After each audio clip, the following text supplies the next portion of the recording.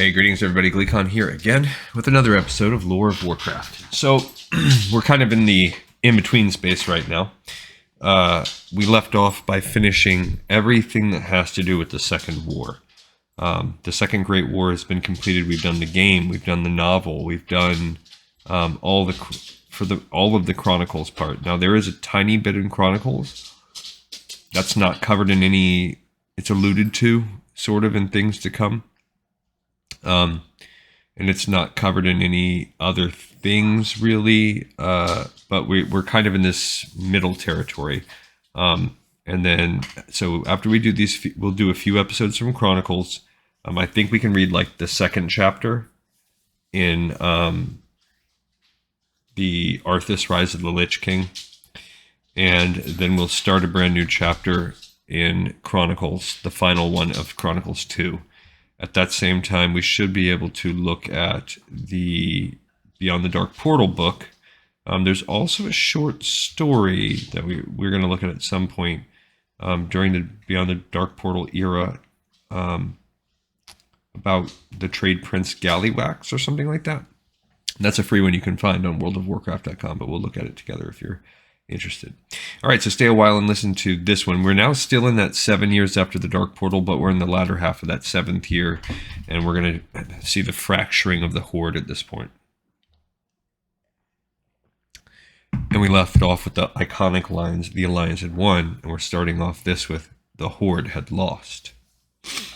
Such was the news that Terran Gorefiend and his followers carried back to Draenor. What was worse, the way to Azeroth was closed. When Khadgar had destroyed Azeroth's side of the Dark Portal, the resultant blast of arcane energy had lashed into the Orcish homeworld, and the gateway on Draenor had exploded in a flash of errant magic. I wondered if that was going to happen, or if they still had their shell on that side. The portal's physical frame had shattered into rubble. There would be no escape from the Horde's dying world. Okay, and that might explain also why the Dark Portal as described in this book doesn't look like it's really the way it's described in the or the way you see it in definitely Warlords of Draenor, but in Burning Crusade also. After so much bloodshed and war, the orcs had accomplished nothing. They had little food, no enemy to conquer, they had no future, except for a slow, agonizing death. Some powerful clans had remained on Draenor, as was the case before the First War. Bloodlust consumed them. Over time, the orcs' numbers had dwindled, but they were still slaves to anger. Word of the Horde's defeat on Azeroth fueled their rage. It was only a matter of time before the Horde would consume itself from within. The remnants of the Horde on Azeroth were faring little better. Kilrogg and his Bleeding Hollow clan had not reached Blackrock Spire in time to join Doomhammer's forces. They'd witnessed the aftermath as some of the defeated Horde soldiers stumbled to the Dark Portal. Kilrogg had hoped to reach the gateway as well, but the Alliance army had barred his way. Rather than risk a suicidal charge to the portal, he'd pulled back his Bleeding Hollow. The orcs quietly disappeared into the wilds north of the gateway to plan their next move. So a Bleeding Hollow clan probably in the Duskwallow Marsh area. Or whatever that swamp is. What's the other one? The swamp. Maybe it's just the Swamp of Sorrows, actually. Yeah, Swamp of Sorrows. Much like the Bleeding Hollow, the Dragon Maw at Grim Batal had not arrived at Blackrock Spire in time to aid Doomhammer. No, they just were there to send me 1 billion dragons against me, and again, in the Dark Portal. So that doesn't match the actual game. The clan had gathered with other Horde survivors, mainly from the Blackrock clan, and waited until the Alliance had pulled its forces out of the region. With the way clear, the orcs had then snuck back into Blackrock Spire and taken control of the stronghold. Okay. Dalrend and Maim blamed the Horde's defeat on Doomhammer. They despised the war chief ever since he'd struck down Blackhand in the Mak'gora. The brothers now planned to reforge the Horde as they saw fit, but they knew it would take time. They gradually reached out to other large groups of Horde survivors, trying to rally them under their new banner. Kilrogg ignored them. He had seen his destiny, and he knew it did not lie with Dalrend and Maim's false Horde. That's also not matching what we just read in the novel, because in the novel, Rend and Maim retreated through the portal.